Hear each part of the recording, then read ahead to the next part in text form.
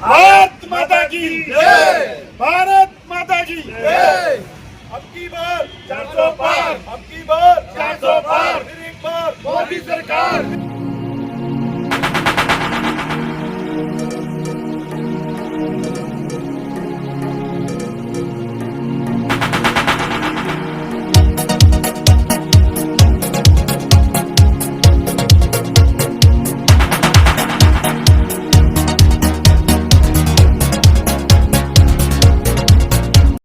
भारत माता की जय, भारत माता की जय। हमने आज अपने हमने तो अपने भूपेंद्र बंसल जी से, हमारे भाई हैं, बाजार के प्रेसिडेंट भी हैं निचले के, तो इनसे आग्रह किया था कि एक व्यापार संपर्क अभियान जो चल रहा है उसके प्रेम राणा जी संयोजक हैं, मुझे विधानसभा के, और मुझे सहसयोजक बनाया हुआ है जी, और संगीता भैंसला जी उनको भी सहसयोजक बनाया हुआ है। वो पंचकूला किसी कारण से वो मीटिंग में चले गए, तो हम 3-4 लोग ही मतलब कि इसकी व्यापार संपर्क अभियान के तहत मीटिंगें ले रहे हैं, छोटी छोटी मीटिंगें भाइयों के बीच जा रहे हैं। तो हम तो सिर्फ आप लोगों से सबसे पहले तो मैं भूपेंद्र बंसल जी का बहुत बहुत शुक्रिया अदा करूँगा, धन्यवाद करूँगा जिन्होंने सभी भाइयों को इकट्ठा करके यहाँ पे उनके बीच में आने का हमें मौका मिला और अपनी बात रखने का भी मौका मिल रहा है। तो मैं तो आप सभी जानते हैं, सभी जानते हैं, कोई छुपी बात नहीं है कि हम तो आपसे अपील करने आए हैं हाथ जोड़ के कि लोकसभा से जिस प्रत्याशी बंतो कटारिया जी को यहाँ से टिकट मिली है उसको मोदी जी की झोली में यहाँ से जिता करके भेजना है, और एक फूल हमने मोदी जी की झोली में डालना है। मतलब कि मैं लाभार्थ कितने योजनाएं मोदी जी चला रखी है उसकी बात नहीं करता हूँ, सब हम बुद्धिजीवी हैं, सबको पता है। मेरा तो एक ही बात है, एक ही अपील है कि 25 तारीख को, आने वाली 25 तारीख को हमने कमल का फूल आगे वाला बटन दबाना है और बंतो कटारिया जी को भारी मतों से जिता करके मोदी जी के झोली में एक सीट यहाँ से डालनी है। जो उन्होंने 400 पार का नारा दिया हुआ है, अब की बार 400 पार, एक बार फिर मोदी सरकार का जो नारा उन्होंने दिया हुआ है उसको सफल करना है। हम तो ये कहते हैं कि मोदी जी ने 400 पार का नारा दिया, हमें हमारा फर्ज बनता है हम 11 सगन साथ में लगा के उनको भेजें, ठीक है जी। तो हम तो ये हमारी दिली तमन्ना है, और वो तभी हो पाएगा जब सभी भाई मिलकर के इस काम का बीड़ा उठाएंगे और आने वाली 25 तारीख को ज़्यादा से ज़्यादा वोटिंग करेंगे। सबसे बड़ी बात है कि हम लोग बहुत ही विचारधारा तो बीजेपी की रखते हैं, लेकिन वोटिंग करते हुए हम जीतते हैं। हम बल्कि 2 दिन छुट्टी के मिलते हैं, उस पर कहीं घूमने निकल जाते हैं। मैं सबसे अपील करूँगा कि उस दिन वोटिंग जरूर करें, अपनी करें, अपने परिवार की करें, अपने यार दोस्तों की करें, ज़्यादा से ज़्यादा वोटिंग कराएं। जितनी परसेंटेज हमारी यहाँ से बढ़ के आएगी उतने हम ज्यादा मार्जिन से इस सीट को निकाल पाए। यही मेरी आपसे हाथ जोड़ के विनती है और यही आपकी जय श्री राम, जय श्री राम, जय श्री राम। उनके कर्मण्य साथियों, आज आपके माध्यम हम बीजेपी के चुनाव आ रहा है अपना लोकसभा का, उसके लिए एक समन्वय टोली बनाई है सामाजिक व व्यापारिक संगठनों से बातचीत करने के लिए। उसी परिप्रेक्ष्य में तरसेम जी के साथ मेरी भी ड्यूटी लगी है कि आपके साथ बातचीत करें, आपकी बात अपने तक और हमारे तक आए तो हम ऊपर तक पहुंचाएं। कोई समस्या आती है तो वो भी हम तक आप बताएं, हम ऊपर रखें उसको, और जो सरकार की नीतियां हैं वो आप तक पहुंचाएं और आपको चुनाव में प्रचार और चुनाव में वोट करने के लिए प्रोत्साहित करें। उसी विषय पर जो अब का चुनाव है, ये देश का भविष्य का चुनाव है, आज का चुनाव नहीं है। ये 100 साल और 1000 साल के आगे के भविष्य के लिए चुनाव है।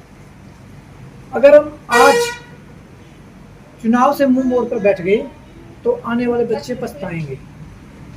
यही गलतियां जब हमारा देश गुलाम हुआ तब की गई, क्योंकि तब भी लोग अपने निजी स्वार्थ के लिए बैठ गए। क्योंकि जो विदेशी आए तो वो बड़ी बड़ी सेनाएं लेकर नहीं है यहाँ पर राज किया उन्होंने। कोई 5000 लेकर आया, कोई 4000 लेकर आया, यहीं के लोगों को पैसे दिए और यहीं के लोगों को मरवा दिया। छोटा सा उदाहरण देकर बताता हूँ, जलियांवाला बाग, जिन्होंने भी गोलियां चलाई कोई अंग्रेज नहीं बाहर से आया था। किसी देश के नागरिक थे। एक अंग्रेज के कहने पर सभी के पर हिंदू भाइयों को मार दिया। तो मैं कहता हूँ कि ये आने वाला चुनाव है, ये 25 मई को, ये देश के भविष्य का चुनाव है। आप 2014 में देखिए और 2024 का कंपैरिजन करके देखिए। 2013 में हर रोज एक घपला आता था, 2G 3G, कभी कॉमनवेल्थ। आपने 10 साल में कोई एक भी घपला नहीं सुना होगा। मोदी जी ने देश के लिए वो काम कर दिए जो हम सोच भी नहीं सकते थे। 2014 से पहले आप सभी जानते हैं 370 का मुद्दा था। कौन कहता था? सोचते थे लोग ये मुद्दा ही है, कभी सोल्व नहीं होगा, क्योंकि कहा जाता था कि जम्मू कश्मीर की विधानसभा में बहुमत होगा, वहाँ विधेयक पारित होगा, तब जाकर होगा। और विधायक वहाँ की जो क्षेत्रीय पार्टी तो चाहती नहीं थी कभी 370 खत्म हो। राम मंदिर का मुद्दा लीजिए आप,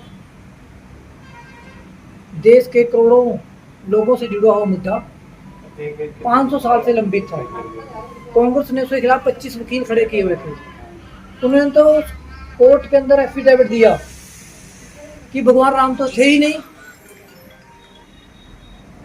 मोदी जी आए, उनके कार्यकाल में ही राम मंदिर में रामलला की मूर्ति जो टेंट में थी, वो भव्य मंदिर का निर्माण हुआ। अब देखिए वहां पर कितने लोगों, व्यापारियों को लाभ हुआ। करोड़ों लोग जाते हैं वहां पर, तो व्यापार को बढ़ावा मिला है वहां। लाख रुपए गज का रेट हो गया वहाँ अयोध्या में। ठीक है लाख रुपए गज का रेट हो गया। तो वैसे ही व्यापारियों के लिए तो जो सरकार ने, मोदी सरकार आने के बाद इतना लाभ हुआ, भाई साहब ने अभी बताया GST का। उसके पहले मैं एक बात बताना चाहता हूँ। व्यापार बढ़ाने के लिए शांति जरूरी है। अगर शांति नहीं होगी तो व्यापारी व्यापार नहीं कर पाएगा। यूपी का उदाहरण है, योगी जी आने से पहले व्यापारियों से हफ्ता वसूला जाता था, रंगदारी मांगी जाती थी, व्यापार नहीं था। और 2014 से पहले हमारा जो टोटल, आज हम पांचवी अर्थव्यवस्था है, हम 11वें स्थान पर थे। 11 से 10 साल के जब हम 5वें स्थान पर आते हैं, वर्ल्ड ऑर्गेनाइजेशन की रिपोर्ट है कि आने वाले 2027 तक हम तीसरी सबसे बड़ी वर्ल्ड की अर्थव्यवस्था बन जाएगी। 2014 से पहले हम देखते थे कि सरकारें, जो पिछली सरकारें थी, वो हथियारों को इंपोर्ट करती थी बाहर से, और बहुत पैसा जो हमारे सोशल कामों में सरकार लगाती है वो बाहर जाता था। अब हम हथियार बेचने की स्थिति में हैं। मेक इन इंडिया सरकार ने लागू किया, ऐसे ही अन्य सरकार ने बहुत योजनाएं चलाई हैं। आप भी जागरूक हैं। अभी सरकार आयुष्मान कार्ड बनाए हैं लोगों के। अभी सरकार ने एक और किया कि आने वाली सरकार आते ही जो 70 साल तक की आयु है, उसके बाद सभी के 5 लाख तक का इलाज फ्री होगा। चाहिए क्या? रोटी, कपड़ा और मकान और स्वास्थ्य के लिए सुविधाएं। सरकार गरीबों को निःशुल्क मकान बना के दे रही है। अंत्योदय, अंतिम पंक्ति में खड़े व्यक्ति को लाभ दे रही है। इससे बड़ा क्या चाहिए?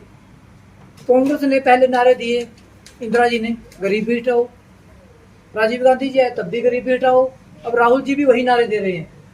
भाई आप कब की दादी थी उनकी और आपका कितना समय हो गया, तब तक आपके पास गरीबी नहीं थी अभी तक। कोरोना के समय देख लीजिए, अमेरिका जैसे देश की अर्थव्यवस्था हिल गई, कितनी दुर्घटनाएं वहां पर, कितनी मौतें हुई। आप उसका कंपैरिजन हमारे देश के साथ करके देख लीजिए। हमारी इतनी आबादी थी, फिर भी सरकार ने इतने अच्छे तरीके से इसको हैंडल किया। अपने देश में नहीं, विदेशों में वैक्सीन का फ्री वितरण किया। तो बहुत सी चीजें हैं जो सरकार ने की है। आप भी जागरूक हो। तो मेरा तो आपसे निवेदन है कि जो आने वाली 25 तारीख में तो खुद निकलिए, और जो अपने आस पड़ोस में हैं उनको निकालिए कि देश के हित में मतदान कीजिए।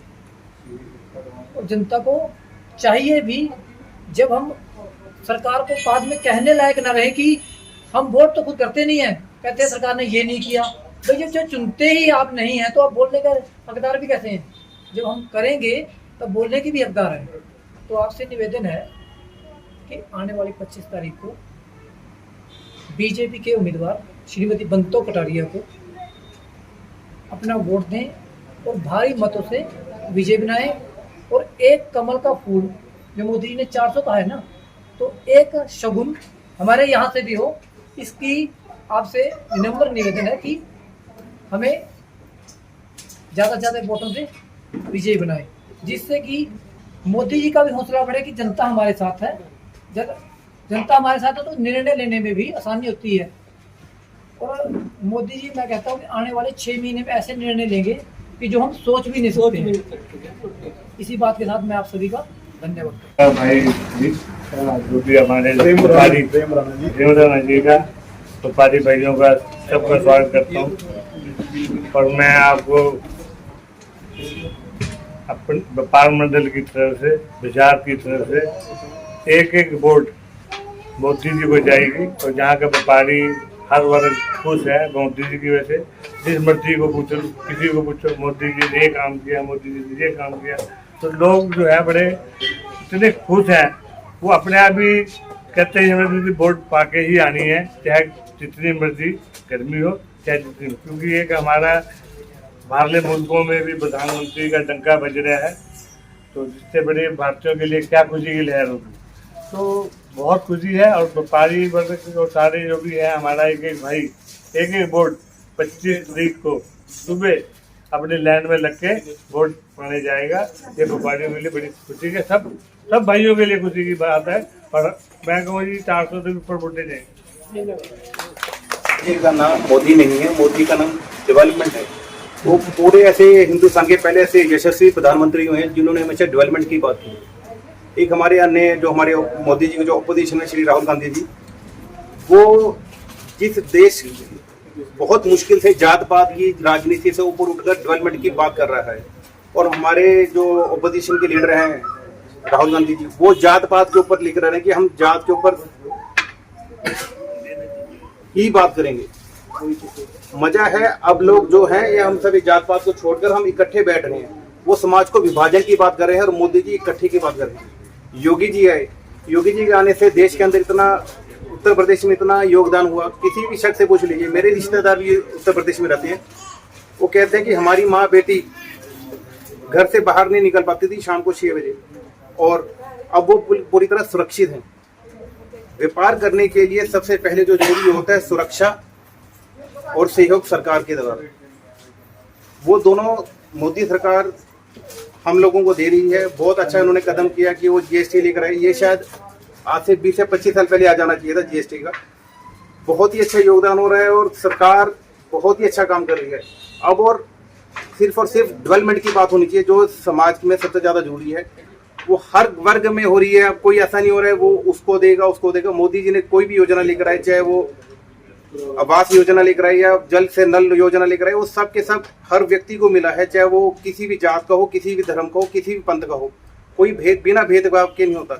अभी कांग्रेस जो नीतियां लेकर आ रही है, कह रही थी हम जो आरक्षण करेंगे वो हम एक धर्म के आधार पर करेंगे। वो ओबीसी का लेकर मुस्लिमों को देना चाहते हैं। हम हमारे, वो भी हमारे भाई हैं, उसके हमें कोई एलर्जी नहीं है। बट अगर आप एक विशेष धर्म को देंगे तो लोगों के अंदर गुस्सा आता है, वेमनेस से बढ़ता है लोगों के अंदर। तो हम सबसे ही अपील कर रहे हैं कि आप आए और मोदी जी जो देश को तीसरे नंबर की अर्थव्यवस्था पे लेकर जाने की उनका प्रयास है, और दिन रात उनकी पूरी टीम लगी हुई है एज अ मिनिस्टर, उसमें हम योगदान दें और मोदी जी का हम हाथ मजबूत कर उनको और प्रबल बनाएं, और वो और दृढ़ निश्चय से और दृढ़ संकल्प के साथ बड़े बड़े फैसले लें जो जनहित में है। उनके कोई भी फैसले देख लीजिए आप, वो ऐसे पहले मुख्यमंत्री हैं जिन्होंने 2002 के बाद डेवलपमेंट के ऊपर बात की, वरना पहले कभी भी कोई डेवलपमेंट के ऊपर वोट ही मांगता था। वो जात पात के ऊपर वोट होती थी, वो उसका है, वो यादव है, वो वर्मा है, वो शर्मा है, वो बंसल है, वो बनिया है।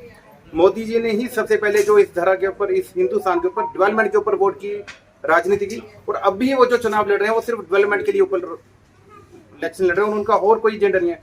वो हर देश में, पूरे देश में पूरे हर व्यक्ति को सशक्त करना चाहते हैं कि वो एक अपने आप एक मजबूत इंसान बने और देश की तरक्की में योगदान दे। तो मेरी सबसे अपने भाइयों से और जितने भी मेरे साथी हैं, हम सबको ही अपील करें, आइए बाहर निकलिए और मोदी जी का हाथ मजबूत कीजिए और वोट कीजिए। धन्यवाद। मेरी तो ये सब भाइयों से प्रार्थना है कि वोट में जरूर डालने जाना है और सबको प्रोत्साहित भी करना है वोट के लिए, क्योंकि जितनी ज़्यादा मैक्सिमम वोट होगी उतना बेनिफिट होगा। और वोट डालना वैसे ही हमारा राइट है।